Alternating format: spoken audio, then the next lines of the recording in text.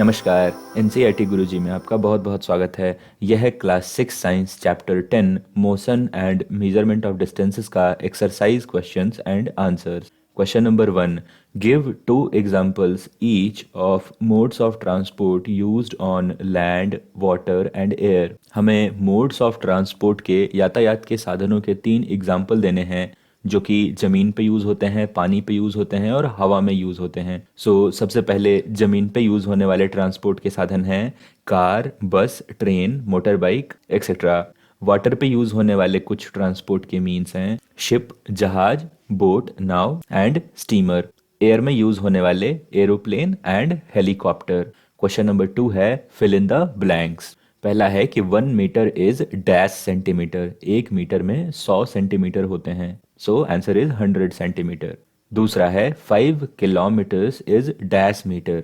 1 kilometre में 1000 metre होता है। 5 किलोमीटर में 5000 मीटर। Answer is 5000 metres.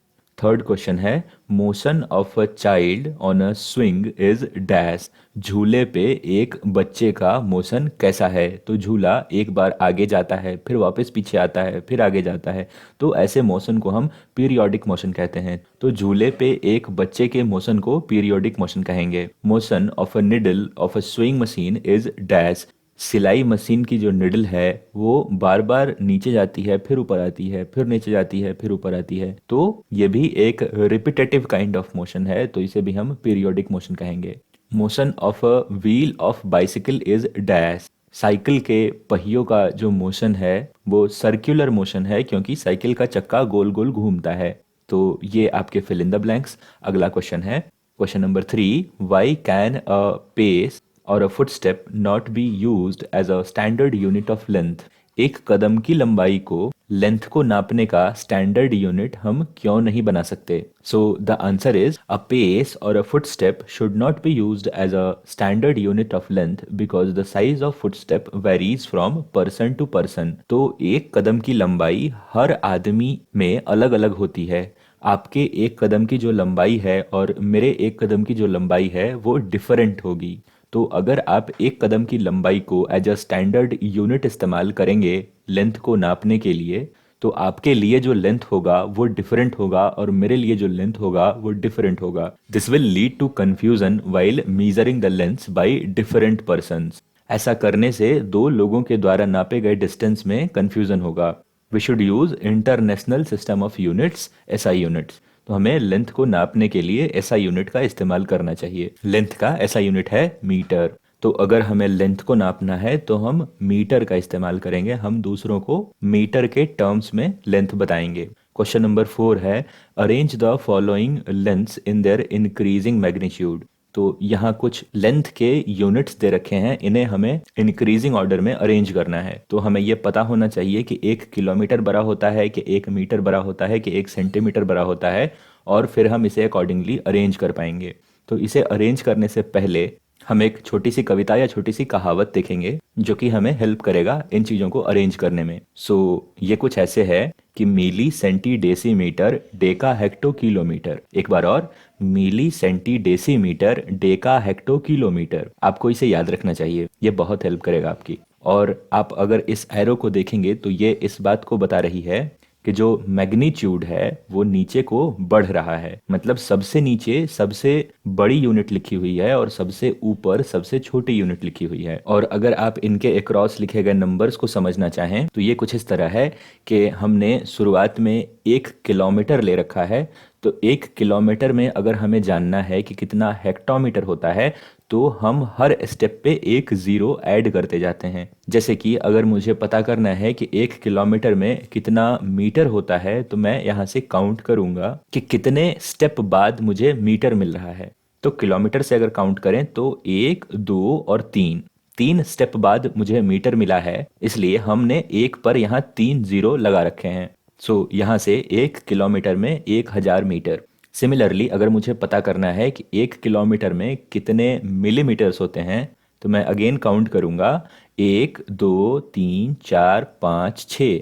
तो आइडियली मुझे एक पे 6 जीरो लगाने चाहिए। सो 1 किलोमीटर में 10 लाख मिलीमीटर होंगे। तो ये तो बात थी ज्ञान की। अब आइए अरेंज करते हैं इनको। तो सबसे छोटा हमारा मिलीमीटर है और सबसे बड़ा किलोमीटर है, तो हमें इसे इंक्रीजिंग ऑर्डर में अरेंज करना है अकॉर्डिंग टू क्वेश्चन। तो हम सबसे पहले मिलीमीटर को रखेंगे क्योंकि मिलीमीटर सबसे छोटा है। उसके बाद हम देखते हैं कि मिलीमीटर की जस्ट बाद सेंटीमीटर आता है, इसलिए हमने मिलीमीटर के बाद सेंटीमीटर को रखा है। सेंटीमीटर से बड़ा डेसीमीटर होता है, लेकिन डेसीमीटर हमारे क्वेश्चन में दे नहीं रखा, इसलिए डेसीमीटर को स्किप करते हैं। अगला है मीटर। तो मीटर हमें दे रखा है, सो सेंटीमीटर के बाद हमने मीटर को रखा है। और किलोमीटर सबसे बड़ा होता है, इसलिए किलोमीटर को सबसे अंत में रखा है। तो अगर आपको ये चार्ट याद है according to the rhyming that I suggested, तो आप इसे आसानी से अरेंज कर सकते हैं। अगला क्वेश्चन है question number 5। Height of a person is 1.65 metre, express it into centimetre and millimetre. हम अगेन इस क्वेश्चन को सॉल्व करने के लिए भी इस चार्ट का इस्तेमाल कर सकते हैं। हमें दे रखा है कि एक आदमी की जो हाइट है वो 1.65 मीटर है। तो इस चीज़ को अगर हम मीटर के अक्रॉस लिख दें, 1.65 अगर यहाँ पे रखें, तो हमें मीटर से कहाँ तक जाना है? मीटर से हमें सेंटीमीटर और मिलीमीटर तक जाना है। तो मीटर से अगर सेंटीमीटर तक जाएं, तो मीटर से सेंटीमीटर की दूरी है 1 और 2। तो हम 1.65 इंटू 1 पर 2 जीरो, इसका मतलब 100। 1.65 इंटू 100 करेंगे तो हमें 165 सेंटीमीटर मिल जाएगा।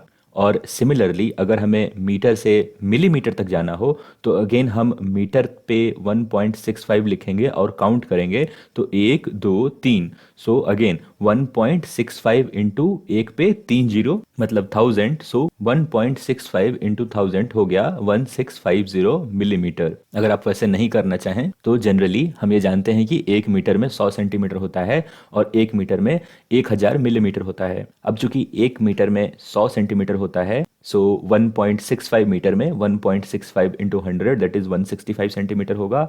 और 1 मीटर में 1000 मिलीमीटर होता है, सो अगेन 1.65 मीटर में 1.65 इंटू 1000 दैट इज 1650 मिलीमीटर होगा। सो आप जो अप्रोच चाहें अपना सकते हैं। Question number 6। The distance between Radha's home and her school is 3250 metre, express this distance into kilometre. हम जानते हैं कि 1 किलोमीटर में 1000 मीटर होता है। इसे ऐसे भी लिख सकते हैं कि 1000 metre is equal to 1 kilometre. So अगर हम सिंपल यूनिटरी मेथड फॉलो करें तो 1 metre is equal to 1/1000 kilometre.